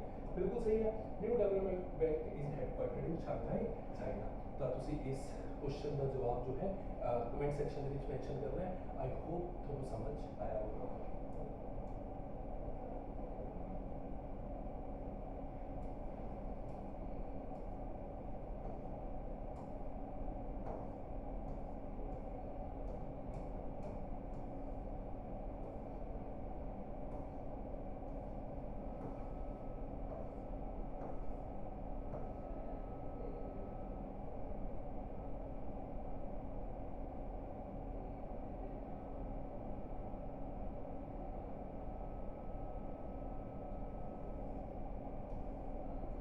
Next topic है a titan of the fist in India's digital public scale. Basically ये topic है कि आप पिछे गल की सी सेक्शन 66 69 है, ठीक है, आईटी एक्ट का। ਇਹਦੇ ਵਿੱਚ ਹੁੰਦਾ ਕੀ ਸੀ कि अगर स्टेट ने मतलब गवर्नमेंट ने कोई भी स्ट्राइक डाउन करवाना है किसी भी पोस्ट ਨੂੰ जो उन्होंने लगती है कि ਇਹ ਕਿਤੇ ਨਾ ਕਿਤੇ ਨੈਸ਼ਨਲ ਸਿਕਿਉਰਿਟੀ ਜਾਂ ਯੂਨਿਟੀ ਨੂੰ ਇਨਫਲੂਐਂਸ ਕਰ ਸਕਦਾ ਹੈ, ਤਾਂ ਉਹ ਇਸ ਐਕਟ ਦੇ ਇਸ ਸੈਕਸ਼ਨ ਨੂੰ ਕੀ ਕਰ ਸਕਦਾ ਸੀ, ਇਹਨੂੰ ਅਪਲਾਈ ਕਰ ਸਕਦਾ ਸੀ। ਬਟ ਹੁੰਦਾ ਕਿਸੇ ਇਹਦੇ ਵਿੱਚ ਕਾਫੀ ਸਾਰੀ ਜੁਡੀਸ਼ੀਅਲ ਦੀ ਸਿਕਿਉਰਿਟੀ ਕਰਕੇ ਹੁਣ ਆਪਾਂ ਇਸ ਤੋਂ ਬਾਅਦ ਆਪਾਂ ਪਿਛਲੀ ਹੀ ਕਲਾਸ ਦੇ ਵਿੱਚ ਡਿਸਕਸ ਕੀਤਾ ਸੀ safe harbour concept. Safe harbour concept ਦੇ ਵਿੱਚ ਕੀ ਸੀ, ਸੈਕਸ਼ਨ 79 क्लोज B क्लोज 3 ਇਹਦੇ ਵਿੱਚ ਆਪਾਂ ਕੀ ਦੇਖਿਆ ਸੀ ਕਿ ਜੋ ਪਲੇਟਫਾਰਮ ਹੁੰਦੇ ਆ ਮੀਡੀਏਟਰਸ ਹੁੰਦੇ ਆ ਬੇਸਿਕਲੀ ਗੱਲ ਕੀ ਹੈ सपोज करो मैं इंस्टाग्राम पे कोई रील पोस्ट करती तो सेफ हार्बर की कहता है रील पोस्ट किने कीती मैं ता जो इंस्टाग्राम है इंस्टाग्राम का ਇਹਦੇ ਵਿੱਚ कोई भी लायबिलिटी जो है नहीं होगी कोई भी लायबिलिटी नहीं होगी ਤਾਂ ਇਹਦੇ ਵਿੱਚ ਕੀਤਾ ਕਿ ਸੈਂਟਰਲ ਗਵਰਨਮੈਂਟ ਨੇ ਸੈਂਟਰਲ ਗਵਰਨਮੈਂਟ ਨੂੰ ਪਤਾ ਸੀ ਕਿ ਅਗਰ ਅਸੀਂ ਇਧਰੋਂ ਆਪਣਾ ਕੰਟੈਂਟ ਨੂੰ ਸਟ੍ਰਾਈਕ ਡਾਊਨ ਕਰਵਾਉਣ ਲੱਗ ਗਏ ਤਾਂ ਕਿਤੇ ਨਾ ਕਿਤੇ ਜੁਡੀਸ਼ੀਅਲ ਸਿਕਿਉਰਿਟੀ ਪੈ ਸਕਦੀ ਹੈ ਤਾਂ ਰੀਸੈਂਟਲੀ ਕੀਤਾ ਕਿ जो सेफ हार्बर वाला कंसेप्ट से सेंटर ਹੁਣ ਇਸ ਚੀਜ਼ ਨੂੰ ਜ਼ਿਆਦਾ ਮਿਸਯੂਜ਼ ਕਰ ਰਹੀ ਹੈ ਕਿਵੇਂ ਮਿਸਯੂਜ਼ ਕਰ ਰਹੀ ਹੈ ਸੈਂਟਰ ਨੇ ਕਿਹਾ ਠੀਕ ਹੈ ਤੁਹਾਨੂੰ ਸੇਫ ਹਾਰबर ਪ੍ਰੋਵਾਈਡਡ ਹੈ ਬਟ ਸਪੋਜ਼ ਕਰੋ ਸੈਂਟਰ ਜਾਂ ਗਵਰਨਮੈਂਟ ਤੁਹਾਨੂੰ ਕੋਈ ਡਾਇਰੈਕਸ਼ਨ ਦੇਵੇ ਡਾਇਰੈਕਸ਼ਨ ਕਿਸ ਚੀਜ਼ ਨੂੰ ਕਿ ਸਪੋਜ਼ ਕਰੋ ਤੁਸੀਂ ਆ ਪਾਰਟਿਕੂਲਰ ਕੰਟੈਂਟ ਜੋ ਹੈ ਡਿਲੀਟ ਕਰਨਾ ਹੈ ਅਗਰ ਤੁਸੀਂ ਇਹ ਪਾਰਟਿਕੂਲਰ ਕੰਟੈਂਟ ਨੂੰ ਡਿਲੀਟ ਨਾ ਕੀਤਾ ਫਿਰ ਅਸੀਂ ਤੁਹਾਨੂੰ ਜੋ ਹੈ ਇਹਦੇ ਰਿਸਪੌਂਸਿਬਲ ਮਤਲਬ ਹੁਣ ਤੁਸੀਂ ਵੀ ਇਹਦੀ ਲਾਇਬਿਲਿਟੀ ਦੇ ਵਿੱਚ ਆ ਜਾਓਗੇ वैसे सेक्शन 979 जो है ਤੁਹਾਨੂੰ सेफ हार्बर प्रोवाइड करता है कि इंटरमीडिएरी प्लेटफॉर्म की कोई भी रिस्पॉन्सिबिलिटी कोई भी लायबिलिटी नहीं है बट सेंटर ने कहा अगर ਤੁਸੀਂ ਇਸ ਚੀਜ਼ ਨੂੰ ਸਾਡੀ ਡਾਇਰੈਕਸ਼ਨਸ ਨੂੰ ਫੋਲੋ ਨਾ ਕੀਤਾ ਸਪੋਜ਼ ਕਰੋ ਅਸੀਂ ਤੁਹਾਨੂੰ ਕਿਹਾ ਵੀ ਆ ਕੰਟੈਂਟ ਡਿਲੀਟ ਕਰ ਦਿਓ ਅਗਰ ਤੁਸੀਂ ਨਾ ਕੀਤਾ ਤਾਂ ਉਸ ਤੋਂ ਬਾਅਦ ਸਾਰੀ ਰਿਸਪੌਂਸਿਬਿਲਿਟੀ ਤੁਹਾਡੀ ਹੋ ਜੂਗੀ ਹੁਣ ਪਹਿਲਾਂ ਜੋ 36 ਘੰਟਿਆਂ ਦਾ ਟਾਈਮ ਸੀ ਕਿ 36 ਘੰਟਿਆਂ ਦੇ ਵਿੱਚ ਜਦੋਂ ਸਰਕਾਰ ਨੇ ਸਪੋਜ਼ ਕਰੋ ਅੱਜ ਉਹਨਾਂ ਨੇ ਇੱਕ ਨੋਟੀਫਿਕੇਸ਼ਨ ਜਾਰੀ ਕੀਤੀ ਇੰਸਟਾਗ੍ਰਾਮ ਵਾਲਿਆਂ ਨੂੰ ਕਿ ਆ ਪਾਰਟਿਕੂਲਰ ਕੰਟੈਂਟ ਡਿਲੀਟ ਹੋਣਾ ਚਾਹੀਦਾ ਹੈ 36 ਘੰਟਿਆਂ ਦੇ ਵਿੱਚ ਇੰਸਟਾਗ੍ਰਾਮ ਨੂੰ ਉਹ ਕੰਟੈਂਟ ਡਿਲੀਟ ਕਰਨਾ ਪਊਗਾ ਤਾਂ 36 ਘੰਟੇ ਕਿਤੇ ਨਾ ਕਿਤੇ ਇੱਕ ਸਫੀਸ਼ੀਐਂਟ ਟਾਈਮ ਹੋ ਜਾਂਦਾ ਉਹਨਾਂ ਚੀਜ਼ਾਂ ਨੂੰ ਦੇਖਣ ਦਾ ਬਟ ਸੈਂਟਰ ਨੇ ਰੀਸੈਂਟਲੀ ਇਹਨੂੰ ਕੀ ਕੀਤਾ 36 ਘੰਟਿਆਂ ਤੋਂ ਘਟਾ ਕੇ ਇਹਨੂੰ 3 ਘੰਟੇ ਕਰਤਾ ਮਤਲਬ ਸੈਂਟਰ ਨੇ ਦਿੱਤੀ ਡਾਇਰੈਕਸ਼ਨ ਅਗਰ 3 ਘੰਟਿਆਂ ਦੇ ਵਿੱਚ ਉਹ ਕੰਟੈਂਟ ਡਿਲੀਟ ਨਾ ਹੋਇਆ ਤਾਂ ਜੋ ਇੰਟਰਮੀਡੀਏਟ ਪਲੇਟਫਾਰਮ ਹੋਊਗਾ ਉਹ ਵੀ ਰਿਸਪੌਂਸਿਬਲ ਹੋ ਜਾਊਗਾ ਹੁਣ ਉਹ ਵੀ ਜੋ ਹੈ ਸਾਡੇ ਦਾਇਰੇ ਦੇ ਵਿੱਚ ਆ ਜਾਊਗਾ ਤਾਂ ਸਭ ਤੋਂ ਵੱਡਾ ਇਸ਼ੂ ਇਸੇ ਨੂੰ ਲੈ ਕੇ ਹੀ ਆ ਰਿਹਾ ਹੈ ਕਿ ਸੈਂਟਰ ਕਿਵੇਂ ਸੈਕਸ਼ਨ 79 ਨੂੰ ਮਿਸਯੂਜ਼ ਕਰ ਰਿਹਾ ਹੈ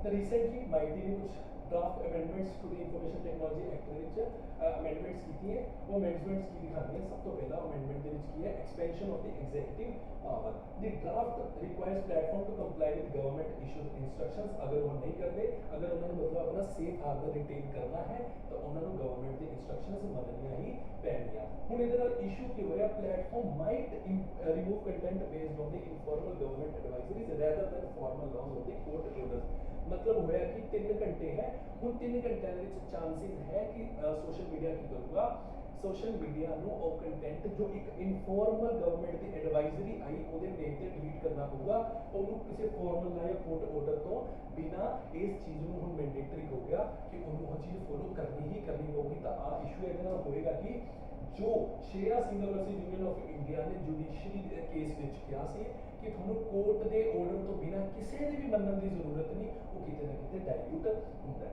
ਫਿਰ oversight of the ordinary use ਹੁਣ ਤੱਕ ਕੀ ਸੀ ਕਿ ਜੋ ਆਪਣੇ ਇਹਨਾਂ ਨੇ ਕੀ ਕੀਤਾ ਹੈ ਇੰਟਰ ਡਿਪਾਰਟਮੈਂਟਲ ਕਮੇਟੀ ਬਣਾਤੀ ਕਿ any user posting about fuel prices or policy could be subject to the same blocking mechanism as professional news outlets ਹੁਣ तक किसी कोई न्यूज़ जो है प्लेटफॉर्म है अगर वो इदा का कोई इदा की कोई स्पीच ਨੂੰ ਲੈ ਕੇ ਜਾਂ ਕੋਈ ਇਨਫੋਰਮੇਸ਼ਨ ਨੂੰ ਲੈ ਕੇ ਰਿਲੀਜ਼ ਕਰਦਾ ਤਾਂ ਉਹਨੂੰ ਤਾਂ ਘਟਾ ਸਕਦੇ ਸੀ ਬਟ ਅਗਰ ਤੁਹਾਡੇ ਮੇਰੇ ਵਰਗਿਆਂ ਦਾ ਵੀ ਅੱਜ ਦੇ ਟਾਈਮ ਤੇ ਕੋਈ ਪੋਸਟ ਕਰ ਰਿਹਾ ਕਿ ਕਿਵੇਂ ਫਿਊਲ ਦੇ ਪ੍ਰਾਈਸਿਸ ਵਧ ਰਹੇ ਆ ਪਾਲਿਸੀ ਨੂੰ ਲੈ ਕੇ ਆਪਾਂ ਕ੍ਰਿਟਿਸਾਈਜ਼ ਕਰਦੇ ਆਪਣਾ ਕੰਟੈਂਟ ਵੀ ਡਿਲੀਟ ਕੀਤਾ ਜਾਊਗਾ ਤਾਂ ਓਵਰਸਾਈਟ ਹੁਣ ਆਰਡੀਨਰੀ ਯੂਜ਼ਰਸ ਤੇ ਵੀ ਆ ਚੁੱਕੀ ਹੈ ਫਿਰ ਐਕਸਪੈਂਡ ਡਾਟਾ ਰਿਟੈਂਸ਼ਨ ਇੱਕ ਹੋਰ ਇਹਦੇ ਵਿੱਚ ਕੀ ਕੀਤੀ ਗਈ ਅਮੈਂਡਮੈਂਟ ਕਿ ਤੁਹਾਡਾ ਡਾਟਾ ਜੋ ਹੈ ਅਸੀਂ ਰਿਟੇਨ ਰੱਖਾਂਗੇ longer storage of personal data and browsing history increase कर दे risk of the data breaches and function creep ਤਾਂ ਇਹਦੇ ਕਰਕੇ ਕਾਫੀ ਇਸ਼ੂਜ਼ ਚੱਲ ਰਹੇ ਤੇ ਨੈਕਸਟ ਹੈ ਰੋਲ ਆਫ ਇੰਟਰਡਿਪਾਰਟਮੈਂਟਲ ਕਮੇਟੀ ਹੁਣ ਸ਼ਿਫਟ ਹੋ ਗਈ ਹੈ ਜਿਹਦਾ ਕੰਮ ਪਹਿਲਾਂ ਸਿਰਫ ਗ੍ਰੀਵੀਅਸ ਰਿਡਰੈਸਲ ਸੀ ਹੁਣ ਉਹ ਇੰਸਟਰੂਮੈਂਟ ਆਫ ਪ੍ਰੋਐਕਟਿਵ ਸਕ੍ਰੂਟਨੀ ਬਣ ਗਈ ਹੈ ਬੇਸਿਕਲੀ ਉਹ ਸਕ੍ਰੂਟਨਾਈਜ਼ ਕਰੂਗੀ ਕਿ ਕਿਹੜਾ ਕੰਟੈਂਟ ਜੋ ਹੈ ਨੈਸ਼ਨਲ ਯੂਨਿਟੀ ਨੂੰ ਖਤਰਾ ਪਹੁੰਚਾ ਸਕਦਾ ਹੈ ਅਨਡਿਫਾਈਨਡ ਕੀਤਾ ਸਕੋਪ ਕਮੇਟੀ ਨੇ ਐਗਜ਼ਾਮਿਨ ਕੀਤਾ ਕਿ ਜੋ ਤੁਸੀਂ any matter referred by the ministry of information broadcasting ਨੂੰ ਅਸੀਂ ਕਿਤੇ ਨਾ ਕਿਤੇ ਸਟ੍ਰਾਈਕ ਡਾਊਨ ਕਰਾਂਗੇ ਬਟ ਸਭ ਤੋਂ ਵੱਡਾ ਇੱਥੇ ਇਸ਼ੂ ਕੀ ਸੀ ਜੋ ਇਹਨਾਂ ਨੇ ਵਰਡ ਲਿਖਿਆ ਹੈ ਮੈਟਰ ਉਹਨੂੰ ਡਿਫਾਈਨ ਹੀ ਨਹੀਂ ਕੀਤਾ ਕਿ ਮੈਟਰ ਦਾ ਮਤਲਬ ਕੀ ਹੈ ਠੀਕ ਹੈ ਕੀ ਲੀਗਲ ਐਂਡ ਕਨਸਟੀਟਿਊਸ਼ਨਲ ਪ੍ਰੋਵੀਜ਼ਨਸ ਜਿਵੇਂ 19+1 ਇਹ ਆਪਾਂ ਨੂੰ ਗਾਰੰਟੀ ਦਿੰਦਾ freedom of speech and expression 79 ਆਪਾਂ ਆਲਰੇਡੀ ਕਰ ਚੁੱਕੇ ਹਾਂ ਤੇ ਡਾਕਟਰੀਨ ਆਪਾਂ ਨੂੰ ਹੁਣ ਇਹਦੇ ਨਾਲ ਇਸ਼ੂਜ਼ ਕੀ ਆ ਰਹੇ ਓਵਰ ਸੈਂਸਰਸ਼ਿਪ ਹੋ ਰਹੀ ਹੈ ਕੋਰਟਸ ਦਾ ਬਾਈਪਾਸ ਹੋ ਰਿਹਾ ਜੋ ਕੋਰਟਸ ਨੇ ਸ਼੍ਰੇਆ ਸਿੰਘਲ ਕੇਸ ਦੇ ਵਿੱਚ क्या सी एम्बिग्यूटी आ गई जिवें terms like matters terms like advisories हाले भी डिफाइन करनी है कि इनका मतलब क्या है प्राइवेसी कंसर्न्स जो पुट्टा स्वामी जजमेंट ਦੇ ਵਿੱਚ ਆਪਣਾ ਆਰਟੀਕਲ 21 ਦੇ ਅੰਦਰ ਕਿਹਾ ਗਿਆ ਕਿ ਰਾਈਟ ਟੂ ਪ੍ਰਾਈਵੇਸੀ ਜੋ ਫੰਡਾਮੈਂਟਲ ਰਾਈਟ ਕਿਤੇ ਨਾ ਕਿਤੇ ਉਹ ਵੀ ਖਰਾਬ ਹੁੰਦੀ ਹੈ करना की चाहिए जुडिशियल ओवरसाइट करनी चाहिए डेफिनेशंस को प्रॉपर्ली डिफाइन करना चाहिए पार्लियामेंट्री स्क्रूटिनाइज होनी जरूरी है privacy safeguards the awareness to the natural justice question की तरफ बढ़ते हैं safe harbour protection ensure that social media intermediaries are not legally liable for content posted by third party users provided the follow state mandated due diligence ये statement जो है अपनी बिल्कुल सही हो जाती है in the Shreya Singhal versus Union of India in the Supreme Court ruled that section 66A of the IT Act was unconstitutional the A statement आप already discuss कर ली बिल्कुल सही है the Interdepartmental Committee is a statutory body created directly by the Information Technology Act इन्होंने पर discuss की है ये स्टेटमेंट जो है गलत है आई होप थोड़ा आज का टॉपिक समझ आए होंगे आज दिन इतने सी थैंक यू वेरी मच